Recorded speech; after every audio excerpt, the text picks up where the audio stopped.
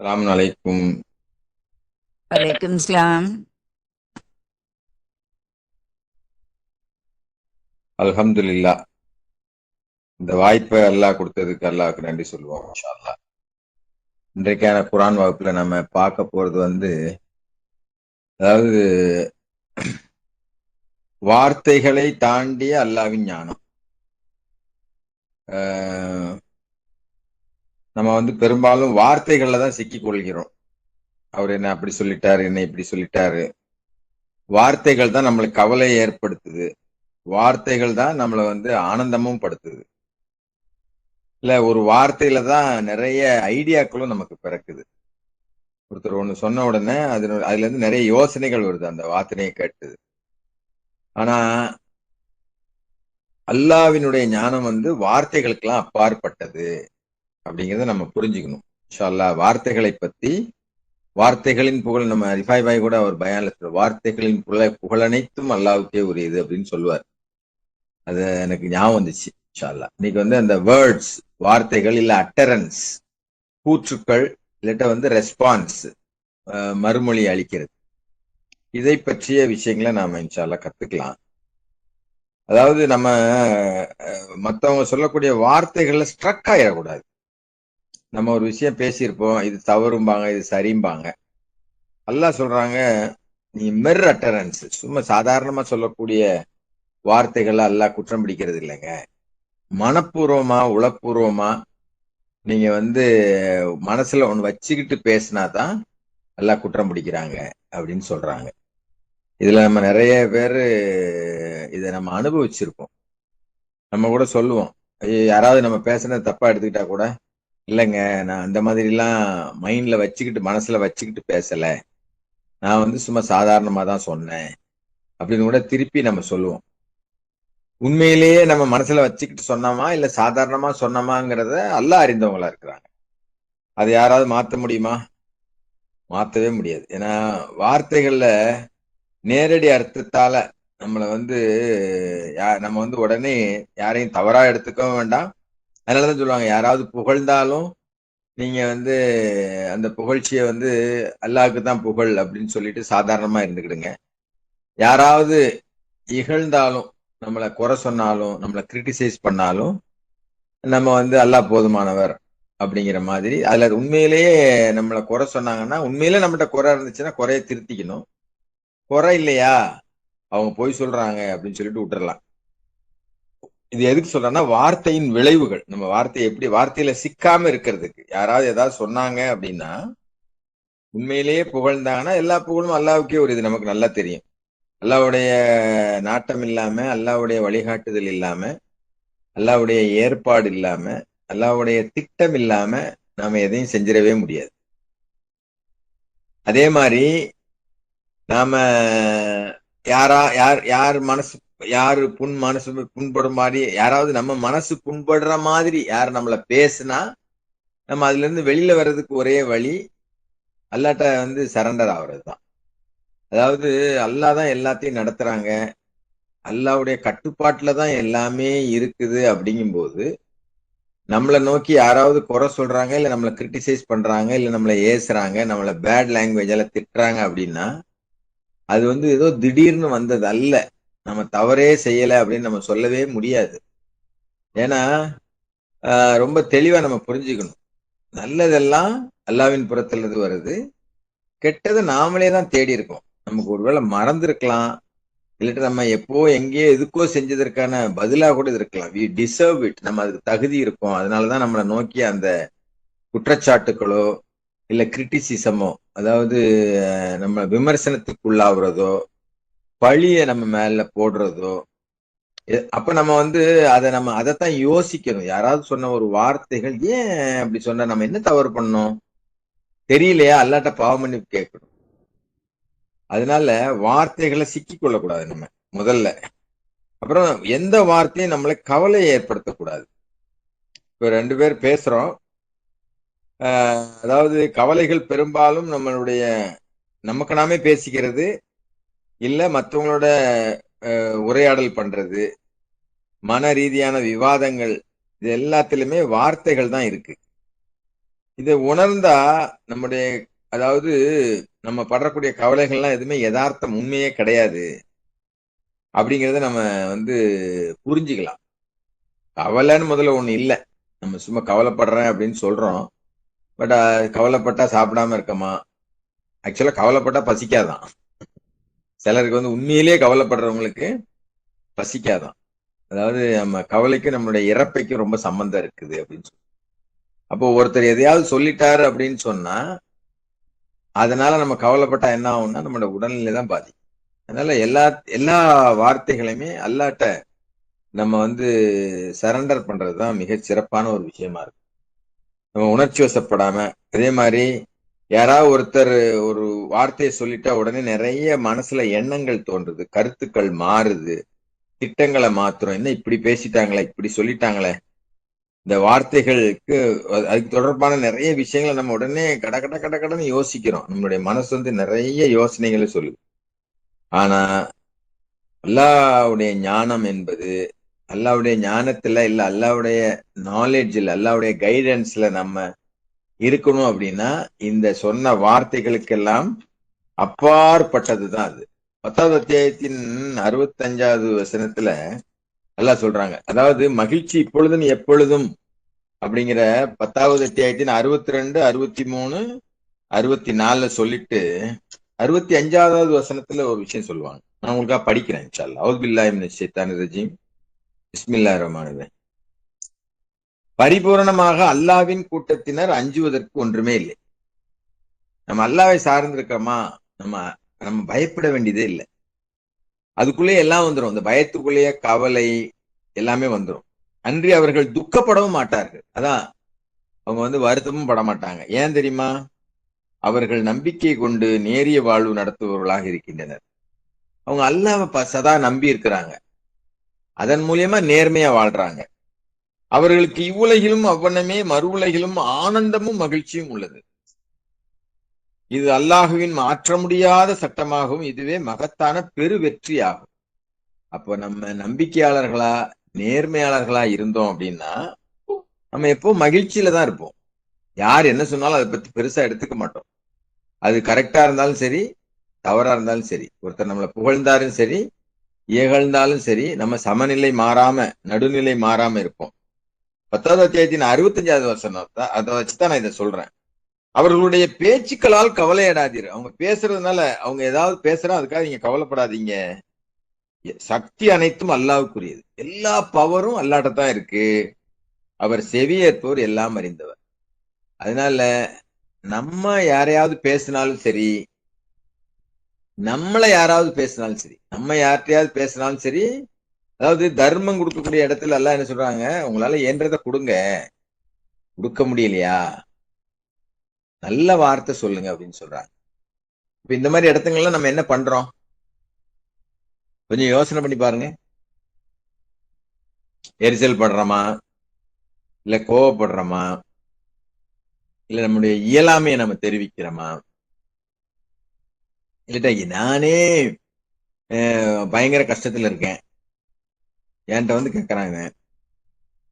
ஆனா யாராவது 4 பேருக்கு முன்னாடி யாராவது வந்து கேட்டா, அதாவது ஒவ்வொரு தருணத்திலையும் ஒவ்வொரு நிமிஷமும் அல்லாஹ் நம்முடைய அடிமனச உள் மனச நம்முடைய அடிமனசுல ஏதாவது வெளிப்படுத்தலைன்னா கூட நாம என்ன நினைக்கிறோங்கிறத அறிந்தவங்களா இருக்காங்கிறத நம்ம ஞாபகம் வச்சிருந்தோம்னா 4 பேருக்கு முன்னாடி சிலர் வந்து கேட்டா உடனே கொடுத்துருவாங்க, நம்மளை பத்தி என்ன நினைப்பாங்க அப்படிங்கிறதுக்காக. ஆனா நம்முடைய அடிமனசு அல்லாஹ் அறிந்தவரா இருக்கிறதுனால அல்லாஹ் என்ன நினைப்பார், அல்லாஹ்வுடைய தாட்ல நம்ம சரியா நடக்கிறோமாங்கிறத நம்ம யோசிக்கணுங்கிறதுக்காக தான் இதை சொல்றேன். அதனால நாம மகிழ்ச்சியா இருக்கணும், மற்றவங்களுடைய பேச்சுக்களால் கவலை அடையக்கூடாது. சக்தி எல்லாமே அல்லாஹ்வுக்கே உரியது. யாராவது நம்மளை வசப்பாடினாலோ, நம்மளை குறை சொன்னாலோ, நம்மளை கிரிட்டிசைஸ் பண்ணாலோ, இல்ல குற்றம் சொன்னாலோ அதுக்கு ரியாக்ட் பண்ணாம, ஏன் ரியாக்ட் பண்ணக்கூடாது அப்படின்னா அது வந்து உண்மையா இருந்தா நம்ம திருத்திக்கணும். நான் ஏற்கனவே சொன்ன மாதிரிதான், ஒருத்தர் நம்மளை குறை உண்மையிலே ரைட் நம்மள்ட்ட வந்து வார்த்தையில சிக்கிக்கிடாம அவர் ஏதோ இருக்கு அதனால சொல்றாரு, சரியா இருந்தா சரியா நம்ம சரியா தான் இருக்கிறோம் அப்படின்னா அதை பத்தி கவலைப்பட தேவையில்லை. ஏன்னா நம்மள்ட்ட இல்லாத ஒரு பொய்யான விஷயத்த இல்ல இட்டுக்கட்டி அவர் சொல்லக்கூடிய விஷயத்த நம்ம எடுத்துக்கணும்னு அவசியம் இல்லை. ஆனா உண்மையிலேயே நம்ம அல்லாஹ்வுக்கு பயந்தோம்னா நம்மளை திருத்திக்கிறதுக்காக அல்லாஹ் நமக்கு ஒரு சந்தர்ப்பம் கொடுத்து ஒருத்தர் அனுப்பியிருக்காரு அப்படிதான் நம்ம இதுதான் முக்கியமான செய்தி. உண்மையான ஞானம், உண்மையான அறிவு, உண்மையான புரிதல். அல்லாஹ் சொல்றாங்கல்ல, those who possess intelligence will take heedன்னு சொல்றாரு. யாரு அறிவில் சிறந்தவர்களாக இருக்காங்களோ அவங்க இதுல இருந்து புத்தி படிச்சுக்குவாங்க, எடுத்துக்கிடுவாங்க. இது அதாவது நம்ம நம்முடைய வெறும் வார்த்தைகளால் நம்ம மாட்டிக்க கூடாது. வெறும் வார்த்தைகளை மட்டும் வச்சுக்கிட்டு நம்ம அகப்பட்டுக்கிட கூடாது. வார்த்தைக்கு அப்பாற்பட்டு நம்முடைய ஆழ்ந்த புரிதல், மொழிக்கு அப்பாற்பட்ட அல்லது புரிதல், அதாவது அதையும் தாண்டியது அல்லாஹ்வுடைய ஞானம் அப்படிங்கறத நம்ம புரிஞ்சுக்கணும். இதற்கான குர்ஆன் நிறைய வசனங்கள் இருக்கு. அதாவது ஒரு வசனம் சொல்லுங்க, நல்ல பதிலும் கெட்ட பதிலும் சமமானவை அல்ல அப்படின்னு ஒரு இடத்துல சொல்றாங்க. 41:34 நினைக்கிறேன். ஆமா, நல்ல நடத்தையும் கெட்ட நடத்தையும் சமமானவை அல்ல. நம்ம நடக்கிறோம், நம்ம ஒருத்தருக்கு ரெஸ்பாண்ட் பண்றோம் அப்படிங்கிறது எப்படின்னா நம்முடைய பேச்சுக்கள் மூலியமா தான் ரெஸ்பான்ஸ். குட், ஆங்கிலத்தில இருந்து நான் இதை சொல்றேன். Not equal good response as well as bad response. 41:34 பாருங்க. அவுது பில்லாஹி மினஷ் ஷைத்தானிர் ரஜீம். பிஸ்மில்லாஹிர் ரஹ்மானிர் ரஹீம். Not equal is the good response and the bad response. யாராவது ஏதாவது கேட்டாங்கன்னா நம்ம பதில் சொல்லுவோம் இல்லையா, அதுக்கு பேர் தான் ரெஸ்பான்ஸ். ஒண்ணு பதில் சொல்லுவோம், இல்லாட்டா செயல்படுவோம். இது ரெண்டுக்குமே ரெஸ்பான்ஸ். அதனால தான் ரெஸ்பான்ஸுங்கிற வார்த்தை அரபியில இருக்கு, ரஷாத் ஆங்கிலத்துல போடுறாரு. யாராவது ஒண்ணு கேட்டாங்கன்னோ இல்ல ஏதாவது சொன்னாங்கன்னு வைங்களேன், இப்படி செய்யுங்க அப்படின்னு அதை செய்வோம். ஒருத்தர் ஒண்ணு சொல்லி நம்ம அதுக்கு மாற்றமா செஞ்சா அது சொன்னபடி அல்லாஹ் ஒண்ணு சொல்றாங்க, அல்லாஹ் சொன்னதுக்கு மாற்றமா செஞ்சா அது பேட் ரெஸ்பான்ஸ். அல்லாஹ் சொன்னபடி செஞ்சா அது குட் ரெஸ்பான்ஸ். அல்லாஹ் நல்ல வார்த்தை சொல்லுங்க அப்படின்னு சொன்னா நம்ம நல்ல வார்த்தை சொல்லணும். அல்லாஹ் பேட் லாங்குவேஜ அல்லாஹ் கண்டம் பண்றார், கண்டிக்கிறார். கெட்ட வார்த்தைகள் பேசுறத கண்டிக்கிறார். நல்ல வார்த்தைக்கு உதாரணம் ஒண்ணு சொல்றாங்க, கெட்ட வார்த்தைக்கு உதாரணம் ஒண்ணு சொல்றாங்க. இதெல்லாம் நம்ம குர்ஆனை தினசரி படிக்கிறதுனால, தினசரி கேட்கறதுனால நம்ம படிக்கிறோம், இல்ல மத்தவங்க படிக்க கேட்கிறோம், இல்ல இந்த மாதிரி நிகழ்ச்சிகள்ல ஜும்மால எல்லாம் நம்ம கேட்கிறோம். நல்ல வார்த்தைக்கு உதாரணம் நல்ல ஆழமான வேறு ஊண்டுன மரம் மாதிரி. அது 100 வருஷம் 200 வருஷம் மரம்லாம் இருக்கு, தொடர்ந்து பலன் அளிச்சுக்கிட்டே இருக்கும். அது எதுக்கு உதாரணம்? நல்ல வார்த்தைக்கு உதாரணம். இதெல்லாம் குர்ஆன் வசனம். அதே மாதிரி கெட்ட வார்த்தைக்கு உதாரணம், அந்த வேர் அதுல நிலைப்பட்டிருக்காது, ஒரு காத்தடிச்சா கீழே விழுந்துடும் அந்த மரம். அப்ப நல்ல வார்த்தை பேசுறது, நல்ல வார்த்தைய பேச கேட்கறது, மத்தவங்களை தூண்டுறது, இது எல்லாமே குட் ரெஸ்பான்ஸ்ல தான் வரும். இப்ப பாருங்க, நல்ல நடத்தையும் கெட்ட நடத்தையும் சமமானவை அல்ல. Not equal the good response and the bad response. You shall resort to nicest possible response. அதாவது நீங்க முடிந்த அளவு, இயன்ற வரை, எவ்வளவு முடியுமோ அவ்வளவு பொறுமையா இருக்கலாம், பேசாம பதில் சொல்லாம இருக்கலாம். இப்போ ஒருத்தர் நம்ம என்ன நினைக்கிறோம், ஒருத்தர் ஒரு விஷயத்த சொல்லிட்டாருன்னா அதுக்கு பதில் சொல்லியே ஆகணும்னு நினைக்கிறோம். இல்லட்ட நாம நேர்மையா தான் இருக்கோம்னு ப்ரூவ் பண்ணணும், நிரூபிக்கணும்னு, நான் சொன்ன வார்த்தை சரிதான், நான் தப்பாவே சொல்லல, நான் கரெக்டா தான் சொன்னேன் அப்படின்னு நிரூபிக்கிறதுக்கு ரொம்ப துடிக்கிறோம். தேவையே இல்லைன்னு சொல்றாரு. இயன்ற வரை மிகச்சிறந்த நடத்தையை நீங்கள் கைக்கொள்ள வேண்டும். இதன் மூலமாக உங்களுடைய விரோதியாக இருந்த ஒருவனும் உங்களுடைய மிகச்சிறந்த நண்பனாகிவிடக்கூடும். பாருங்க, ஒரு வார்த்தையினால, ஒரு வார்த்தை பேசுறதுனால எல்லாம் எவ்வளவு பெரிய ஒரு விஷயத்த நமக்கு சொல்லி காட்டுறாங்கன்னு பாருங்க. அதனால இன்ஷா அல்லாஹ் நாம என்ன வார்த்தை பேசுறோம், எப்படி பேசுறோம், அல்லாஹ் அது இந்த குர்ஆனின் ஞானத்தை ஹிக்மான்னு சொல்றாரு. ஞானம் அப்படின்னு சொல்றாரு. அதாவது அல் ஹிக்மா என்று குறிப்பிடப்பட்டிருக்கிறது குர்ஆன்ல. அதாவது 3 அத்தியாயத்தின் 3வது அத்தியாயத்தின் 81வது வசனத்திலே இருக்கு. இப்படி நிறைய வசனங்கள் இருக்கு. அல்லாஹ் வந்து இந்த வார்த்தைகளை சொல்லும் போது, அதாவது வேதத்துல பொதிந்திருக்கக்கூடிய உள்ளார்ந்த அந்த ஞானம் இருக்கு இல்லையா, ஹிக்மா, அது நாம பேசக்கூடிய மொழியை விட மிக ஆழமானது. வார்த்தைகளால சில விஷயத்தை சொல்ல, ஆனந்தம் அப்படிங்கிறத நம்ம சொல்லலாம் வார்த்தையா. ஆனா அல்லாஹ் என்ன சொல்றாருன்னா, அதை பத்தி, இந்த சொர்க்கத்தை பத்தி சொல்லும் போது, இதெல்லாம் சும்மா நீங்க புரிஞ்சுக்கிறதுக்காக நான் சொல்றேன். ஆனா நீங்க நினைக்கிறதெல்லாம் விட அது மிகப்பெரியது, மிக ஆனந்தமானது, மிக சிறப்பானது அப்படின்னு சொல்றாங்க.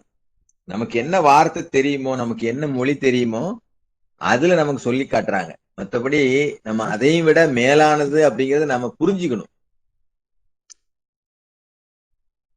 அதோட இல்லாம அல்லாஹ்வுடைய குர்ஆனின் பார்வையில வார்த்தைக்கு அப்பாற்பட்ட ஞானம், அந்த உண்மையான அல்லாஹ்வுடைய ஞானம் அல்லாஹ்வுடைய வெளிப்பாடுகளில் உயர்ந்ததாகவும் மனித மொழியில் உள்ள வரம்புகள் எல்லாம் தாண்டியதாகவும் இருக்குது. குர்ஆன் வல் ஹக்கீம் அப்படின்னு சூரா யாசீன்ல நம்ம 2வது வரும், யாசீன் வல் குர்ஆனில் ஹக்கீம் அப்படின்னு சொல்லுது. அந்த ஞானத்தை நாம வந்து வார்த்தைகளால சொல்ல முடியுமா அப்படின்னு தெரியல. அல்லாஹ் நபிமார்கள்ட்ட ஒரு உடன்படிக்கை எடுத்தான். 381 நமக்கு தெரியும். அதுலதான் நம்ம வந்து முகமது நபிக்கு அப்புறம் ஒரு தூதர் வருவாருங்கிற விஷயம் அதுல சொல்லப்பட்டிருக்கு. அது வந்து குர்ஆன்ல சொல்லப்பட்ட விஷயம். நம்ம அந்த குர்ஆனை படிச்சோம். ரஷாத் வந்து சொன்ன உடனே நம்ம அந்த வார்த்தை, அல்லாஹ் சொன்ன அந்த வார்த்தை, அல்லாஹ் சொன்ன வார்த்தை, அல்லாஹ்வுடைய வார்த்தை வந்து முழுமைப்படுத்தப்பட்டது. அதுல எந்த குறையும் இல்ல. இதெல்லாம் நமக்கு நல்லா தெரியும். அல்லாஹ்வுடைய வார்த்தை முழுமையாக்கப்பட்டுருச்சு. அதுல எந்த இதையும் அல்லாஹ் விட்டுறல, எதையும் சொல்லாம விட்டுறல. அல்லாஹ் எதையும் மறந்துடவும் இல்லை அப்படிங்கிற விஷயம் நமக்கு தெரிஞ்சதுனால 381 நம்ம படிச்சுட்டு என்ன நினைச்சிட்டோம், என்ன புரிஞ்சுக்கிட்டோம் அப்படின்னா, அந்த வார்த்தை, அல்லாஹ்வுடைய வார்த்தை நமக்கு ஒரு தெளிவை கொடுத்துச்சு. இதே வசனம், இதே இதே குர்ஆன்ல, இந்த வசனம் குர்ஆன்ல இப்பவும் இடம் பெற்றுக்கிட்டு தான் இருக்கு. இது எத்தனையோ பேருக்கு சொல்லியாச்சு. அதாவது எத்தனை பேர் படிச்சு பாக்குறாங்க. ஆனா தூதர் வருவார் அப்படிங்கிற விஷயத்துல இருந்து அவங்களால மாற்று வெளியில வர முடியுதா? 381 படிக்கிறேன். அல்லாஹ்வுடைய வார்த்தை, பாருங்க, அல்லாஹ்வுடைய வார்த்தையை நாம படிக்கிறோம். எப்படி, இது எந்த டிரான்ஸ்லேஷன்ல போய் படிச்சாலும் இதுதான் அர்த்தமா இருக்கு. அல்லாஹ் நபிமார்களிடம், நான் உங்களுக்கு வேதத்தையும் ஞானத்தையும் கொடுப்பேன், அதன் பின்னர் இருக்கின்ற வேதங்கள் அனைத்தையும் உறுதிப்படுத்துவதற்காக ஒரு தூதர் வருவார். நீங்கள் அவர் மீது நம்பிக்கை கொள்ளவும் அவருக்கு ஆதரவளிக்கவும் என்று கூறியவாறு ஒரு உடன்படிக்கை எடுத்தார். அவர் கூறினார், நீங்கள் இதனை ஒத்துக்கொண்டு இந்த உடன்படிக்கையை நிறைவேற்றுவோம் என்று உறுதிமொழி அளிக்கின்றீர்களா? அவர்கள் கூறினர், நாங்கள் ஒத்துக்கொள்கிறோம். அவர் கூறினார், இவ்விதமாக நீங்கள் சாட்சி பகர்கின்றீர்கள், அத்துடன் நானும் உங்களுடன் சேர்ந்து சாட்சி பகர்கிறேன். இதுல அல்லாஹ்வுடைய வார்த்தை வந்து ரொம்ப தெளிவா நமக்கு எல்லா நபிமார்கள்லாம் யாரு, அவங்க வேதம் கொண்டு வருவாங்க. எல்லா வேதம் வந்ததுக்கு அப்புறம் ஒரு தூதர் வருவார் அப்படிங்கிறது அதுல இருக்கிறதுனால அந்த வார்த்தையை நமக்கு வந்து நம்ம ஏத்துக்கிட்டோம். அந்த வார்த்தை ஒரு தாக்கத்தை ஏற்படுத்திடுச்சு. அந்த வார்த்தையினால நம்ம நம்பிக்கை கொண்டுட்டோம். நம்முடைய நினைப்பை மாத்திட்டோம். முகமது இறுதி நபி, இறுதி தூதர் அப்படின்னு இருந்த எண்ணத்தைய நம்ம மாத்திட்டு, இல்ல இல்ல, தூதர்கள் எப்ப வேணாலும் அல்லாஹ் நாடுனா அனுப்புவாரு, இறுதி தூதர்னு யாரையும் சொல்லக்கூடாது, பல கருத்துக்களை நம்ம மாத்தி அல்லாஹ் மட்டும்ங்கிற கொள்கையில வந்திருக்கிறோம். அப்ப இந்த வார்த்தை, கடவுளின் வார்த்தை முழுமையானது, மாற்ற முடியாது அப்படிங்கிறதுல பரிபூரணமாகவும் முழுமையாகவும் எந்த அதுல குறைபாடும் இல்லாமல் அது பாதுகாக்கப்படுவது என்றும் குர்ஆன் நமக்கு சொல்லுது. குர்ஆன் வந்து குர்ஆனை படிக்கிறதுனால, அதனாலதான் இந்த 2 வசனங்கள் 9வது அத்தியாயத்துல சேர்க்கப்பட்ட 2 வசனங்களை வந்து நீக்கியதற்கு இந்த அல்லாஹ்வுடைய இந்த வார்த்தையில அல்லாஹ் வச்சிருக்கக்கூடிய அந்த கணித கட்டமைப்பு தான் நமக்கு சொல்லி காட்டுது. அதாவது 6வது அத்தியாயத்தின் 115வது வசனத்துல அல்லாஹ் சொல்றாங்க, உமது இரட்சகருடைய வார்த்தை உண்மையாலும் நீதியாலும் முழுமையானது. 6வது அத்தியாயத்தின் 115,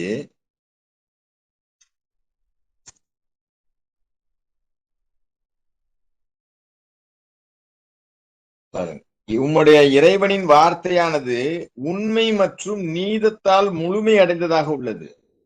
அவருடைய வார்த்தைகளை எந்த ஒன்றும் மாற்றி விடாதிருக்க வேண்டும். அவர்தான் செவியேற்பவர், சர்வமும் அறிந்தவர். அல்லாஹ்வுடைய வார்த்தை முழுமையானது. இதுக்கு முக்கியத்துவமான குர்ஆன் முழுமையாக பாதுகாக்கப்பட்டுள்ளது. மனிதர்கள் எவரும் அத்துடன் எதையும் ஒரு வார்த்தையை சேர்க்கவோ, ஒரு எழுத்தை சேர்க்கவோ, அல்லது அதிலிருந்து எதையும் நீக்கவோ முடியாது அப்படின்னு இப்ப தூதர், நான் 381 படிச்சேன் இல்லையா, அது தூதர் போட்டு காட்டுறார். நம்ம தம்பி இஸ்ஹாக் கூட அத இதுல போட்டு காட்டினார், ஒரு ஆன்லைன்ல இப்ப நம்ம பார்க்கும்போதே போட்டு காட்டினார். ஒரு ஒரு வசனத்துக்கு முன்னாடி பின்னாடி கூட மாத்த முடியல, அந்த பக்கம் இந்த பக்கம் கூட மாத்த முடியாது, ஒரு எழுத்து கூட மாத்த முடியாது. அந்த அளவுக்கு கட்டமைக்கப்பட்டிருக்கு இந்த குர்ஆன். அதத்தான் இந்த வார்த்தை, இந்த 6வது அத்தியாயத்தின் 115வது வசனம் தெளிவா சொல்றாங்க. அதே மாதிரி அல்லாஹ்வுடைய வார்த்தை அற்புதம், அது எல்லையற்றது. அது அல்லாஹ் சொல்றாங்க, அல்லாஹ்வுடைய வார்த்தைகள் 18வது அத்தியாயம் சூரா கஹஃப் சூரால 109ல நீங்க, அதனாலதான் பல பேர் பல வியாக்கியானங்கள்னா நான் என்ன சொல்றேன்னா இன்டர்பிரேஷன், இப்படி இருக்கலாம் அப்படி இருக்கலாம் அப்படின்னு சொல்லி பாருங்க. நமக்கு தேவையான அனைத்தும் இந்த குர்ஆன்ல இருக்கு அப்படின்னு சொல்லி 18வது அத்தியாயம் 109வது வசனம் சொல்லுங்க. பெருங்கடலே என் இரட்சகருடைய வார்த்தைகளுக்கு மையாக ஆன போதிலும் என் இரட்சகரின் வார்த்தைகள் தீர்ந்து போகும் முன்னர் பெருங்கடல் தீர்ந்து போகும். 2 மடங்கு மையை நாம் வழங்கினாலும் சரியே. அல்லாஹ்வுடைய வார்த்தைக்கு அப்படி ஒரு பவர், சக்தி, அதை நம்ம புரிஞ்சுக்கணும். அதுதான் இந்த 18வது அத்தியாயத்தின் 109வது வசனம் முக்கியத்துவம். இந்த வசனம் அல்லாஹ்வுடைய அறிவு மற்றும் ஞானத்தின் எல்லையற்ற தன்மையை நம்ம புரிஞ்சுக்கிற மாதிரி நமக்கு விளக்குது. அதுதான் மேல ரஷாத் ஒரு சப்டைட்டில் போடுறாரு, நமக்கு தேவையான அனைத்தும் குர்ஆன்ல இருக்கு அப்படின்னு சொல்லி. இந்த வார்த்தையை நாம நம்பி இருக்கிறோமா? இந்த வார்த்தையை நம்பி இருந்தோம் அப்படின்னு சொன்னா எங்க தொழுகை இருக்கு, எப்படி தொழுகை இருக்கு அப்படிலாம் கேட்க மாட்டோம். எங்க தொழுகை இருக்கு, 5 நேரம் இருக்கா, 3 நேரம் இருக்கா? ஏன்னா ஒரு கம்ப்ளீட் புக் அப்படிங்கிறத நிரூபிக்கப்பட்ட கம்ப்ளீட் புக், பிசிக்கல் எவிடன்ஸோட, கண்ணால பார்க்கக்கூடிய அந்த ஆதாரத்துடன் கூடிய அல்லாஹ்வுடைய வார்த்தை இது. இந்த மாதிரி நம்ம அல்லாஹ்வுடைய நம்பி இருக்கோமா அப்படிங்கறத நம்ம பார்க்கணும். அப்போ இந்த வார்த்தைகள் மூலம் கடவுளின் இந்த முழு செய்தியை பதிவு செய்யவோ அல்லது புரிந்து கொள்ளவோ மனிதனுக்கு ஒரு வரம்பு உண்டு. அதாவது 9வது அத்தியாயத்தின் 96, 97 நினைக்கிறேன், அரபிகளை பத்தி சொல்லும்போது அல்லாஹ்வினுடைய வேத வரம்புகளை அறியாதிருக்கவே தகுதியானவர்கள் அப்படின்னு சொல்லுவார். நான் இது ஜான் ட்ரஸ்ட்ல படிச்ச ஞாபகம், இதுல எப்படி இருக்கு? நம்ப மறுத்தல் மற்றும் நயவஞ்சகத்தில் மோசமானவர்களாகவும் அல்லாஹ் தன் தூதருக்கு வெளிப்படுத்தியுள்ள சட்டங்களை மிகவும் அலட்சியப்படுத்தக்கூடியவர்களாகவும் உள்ளவர்கள் அரேபியர்கள் ஆவார்கள். அவர்கள் சர்வமும் அறிந்தவர், ஞானம் மிகுந்தவர். இதைத்தான் அவங்க அப்படி அல்லாஹ்வுடைய வேத வரம்புகளை, சட்டங்களை அவங்க கூடியவங்களா இருக்கிறாங்க. ஏன்? அந்த வார்த்தையினுடைய வலிமை அவங்களுக்கு புரியல. கடவுளை ஈசா நபிய அல்லாஹ் தன்னுடைய வார்த்தைன்னு சொல்றார். உமக்கு ஒரு வார்த்தை 3வது அத்தியாயத்தின் 45வது வசனத்துல மரியமை பார்த்து சொல்றாங்க. அதாவது வானவர்கள் கூறியுமே அல்லாஹ் உமக்கு நற்செய்தி தருகின்றார். ஒரு செய்தி, மரியமின் மகனான ஈசா மசீஹ் என்று பெயர் கொண்டவராக அவரிடமிருந்து ஒரு வார்த்தை தான் ஆகுக. அதாவது அந்த வார்த்தைங்கிறது இடம்பெற்றதுனாலதான் நம்ம இதை குறிப்பிடுறோங்க. வானவர்கள் கூறினர், மரியமே, அல்லாஹ் உமக்கு ஒரு நற்செய்தி தருகின்றார்.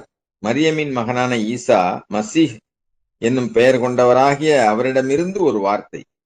அவர் இந்த வாழ்விலும் மறு உலகிலும் பிரபலமானவராகவும் எனக்கு மிகவும் நெருக்கமானவர்களாகவும் இருப்பார். அப்போ 4வது அத்தியாயத்தின் 171வது வசனத்திலையும் அல்லாஹ் இதே மாதிரி ஒரு விஷயத்த சொல்றாங்க. அதாவது வார்த்தையை பத்தி சொல்றாங்க. இதெல்லாம் எதுக்கு சொல்றோம் அப்படின்னா, நம்ம நல்ல வார்த்தையை பயன்படுத்தணும்.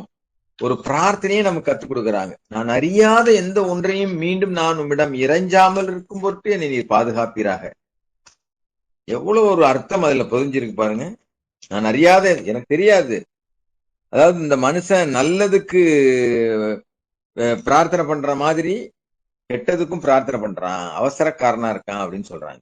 அப்படின்னா என்ன அர்த்தம்?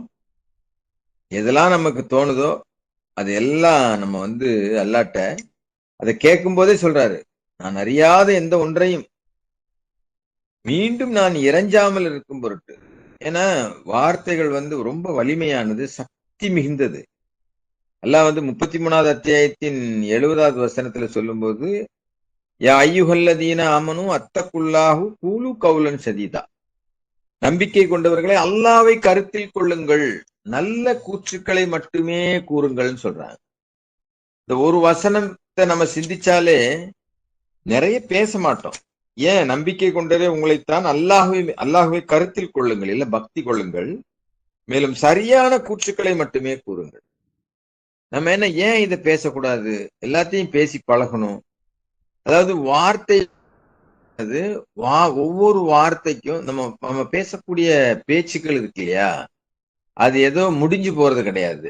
இந்த காற்று மண்டலத்துல அப்படியே நிக்குதான். எப்படி ஒரு வீட்டுக்குள்ள வந்து போகும்போது அந்த வீட்டுல அல்லாஹ்வுடைய பெயர்கள் தொடர்ந்து சொல்லப்பட்டுக்கிட்டு, திக்ரு பண்ணப்பட்டு, அல்லாஹ்வுடைய வார்த்தைகள் அடிக்கடி ஞாபகப்படுத்தப்பட்டு இருந்தா அந்த வீட்டுல வந்து ஒரு ஒரு பாசிட்டிவ் வைப்ரேஷன். நான் என்ன சொல்றேன்னா, ஒரு ஒரு மனசுக்கு இதமான, ஒரு போகும்போது ஒரு ஒரு சிறப்பான ஒரு அனுபவம் போறவங்களுக்கு கிடைக்கும். இது வார்த்தைகளால விவரிக்க முடியாது, ஆனா அனுபவிக்கலாம். ஒரு பள்ளிவாசலுக்குள்ள போன உடனே நமக்கு எப்படி தோணுது? நம்ம ஒரு பள்ளி இருக்கு, கற்பனை பண்ணிக்கங்களேன். ஒரு பள்ளி இருக்கு, அந்த பள்ளிக்குள்ள போகும்போது தொடர்ந்து அங்க வந்து அல்லாஹ்வுடைய வசனங்களும் நல்ல வார்த்தைகளும் அல்லாஹ்வை திக்ரு செய்யறதும் தொடர்ந்து நடந்துகிட்டே இருக்கும்போது அந்த இடத்துக்கு ஒரு வைப்ரேஷன் இருக்கும். ஒரு ஒரு ஒரு சிறப்பு தன்மைனா என்ன? நம்ம போனா ஒரு மனசாந்தி ஏற்படும். அதனாலதான் அடிக்கடி பள்ளிக்கு போங்க அப்படின்னு சொல்லி, அடிக்கடி பள்ளிக்கு பிரவேசிங்கன்னு சொல்றது, அது அடிக்கடி வரக்கூடியவங்களா இருப்பாங்கன்னு சொல்றது அதனாலதான். இது என்னுடைய அண்டர்ஸ்டாண்டிங் நான் சொல்றேன். அது மாதிரி நம்ம வந்து வார்த்தைகள், அதாவது 4வது அத்தியாயத்தின் நல்ல வார்த்தைகளை சொல்லுங்க நல்லா வலியுறுத்தி சொல்றது, நல்ல கூற்றுக்களை மட்டுமே கூறுங்கள். சரியான bad language, all bad behaviours are condemned by your லார்ட்னு சொல்றது. அதாவது எல்லா கெட்ட நடத்தைகளும் அல்லாஹ்வுனால கண்டிக்கத்தக்கது. பேட் பிஹேவியர்ஸ் எல்லாமே கண்டிக்கத்தக்கதுன்னு சொல்றாங்க 17:38. All bad behaviour is condemned by your Lord. அதனால நம்ம அதான் முதல்ல சொன்னேன், யாராவது ஏதாவது சொன்னாங்கன்னா ஒண்ணு அதுக்கு பதில் பேசுவோம், இல்ல ஏதாவது ஒரு காரியம் மாற்றுவோம். அதுலதான் சொல்றாங்க நல்ல ரெஸ்பான்ஸும் கெட்ட ரெஸ்பான்ஸும் ஈக்குவல் கிடையாது அப்படின்னு சொல்லி. பாருங்க இப்படியே பேசிட்டே போனா மணி 55 ஆச்சு. இப்போ முக்கியமான ஒரு விஷயம், கடவுளின் வார்த்தை எது, மனிதர்களின் வார்த்தை எதுங்கிறத பிரிச்சு பார்க்கக்கூடிய அறிவு நமக்கு வேணும். அதுக்குதான் நீங்க குரானை படிக்கணும். யார் எதை சொன்னாலும் நம்ம வந்து உடனே இது அல்லாஹ்வுடைய வார்த்தையா அப்படின்னு பார்க்கணும். அல்லாஹ்வுடைய வார்த்தைக்கு உரசி பார்க்கணும். அல்லாஹ்வுடைய வார்த்தையோட உரசி பாருங்க எந்த செய்தியாக இருந்தாலும். அதான் சொல்றாங்க, you shawl not accept any information. 17:36 பாருங்க. 17, 36, 37, 38 மட்டும் படிச்சுட்டு நான் முடிச்சிடுறேன். இன்னும் நிறைய இருக்கு, இது பேசிட்டே போலாம். அதாவது எண்ட்ல அல்லாஹ்வுடைய அதான் சொல்றேன்ல, 18:109 பார்த்த மாதிரி அல்லாஹ்வுடைய வார்த்தைகளை வந்து இந்த உலகத்துல உள்ள கடல்ல உள்ள மைய பூரா நம்ம வந்து யூஸ் பண்ணா கூட நமக்கு பத்தாது. முக்கியமான உபதேசம்னு உபதலைப்பு 17வது அத்தியாயம் பனி இஸ்ராயேல்ல, உங்களுக்காக நீங்களே சரிபார்த்து கொண்டாலே அன்றி எந்த தகவலையும் நீங்கள் ஏற்றுக்கொள்ள வேண்டாம். இது ரொம்ப ரொம்ப இது நம்ம நிறைய பேரை வந்து பயன்படுத்துறதே இல்லை. யார் எதை சொன்னாலும் உடனே நம்பிடுறது. யூடியூப்ல வருது, இன்னைக்கு கூட ஒரு நண்பர் யூடியூப்ல வருது, வாட்ஸ்அப்ல வருது, அதுல சொன்னா இதுல சொன்னா. நீங்க பாத்தீங்களா? நான் உங்களுக்கு கேட்கும் திறனையும் கண் பார்வையையும் மூளையையும் வழங்கியுள்ளேன், மேலும் அதனை பயன்படுத்துவதற்கு நீங்கள் பொறுப்பாகின்றீர்கள்.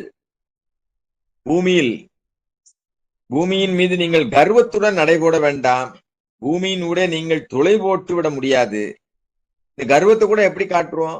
நம்முடைய ஒரு தோரணையில, வார்த்தையில, பேச்சில தான் நம்ம காட்டுவோம். அதான் பூமியின் கூட நீங்கள் துளை போட்டு விட முடியாது, அன்றி நீங்கள் மலையைப் போல உயர்ந்து விடவும் முடியாது.